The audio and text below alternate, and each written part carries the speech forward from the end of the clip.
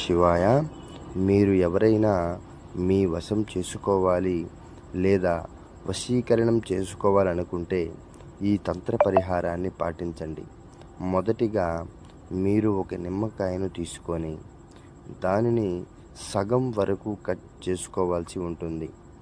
మీకు తెలిసే ఉంటుంది, నిమ్మకాయ చాలా పనులకు ఉపయోగిస్తారు. ముఖ్యంగా చేతబడి, వామాచారం, ఒకరిని వశపరుచుకోవడానికి సాధారణంగా వీటన్నిటికీ నిమ్మకాయను ఉపయోగించబడుతుంది. ఈ నిమ్మకాయను తీసుకొని వారి పేరు, మీ పేరు రాసుకొని మధ్య భాగంలో కట్ చేసి కొద్దిగా కుంకుమను పోసి 2 లవంగాలు గుచ్చండి.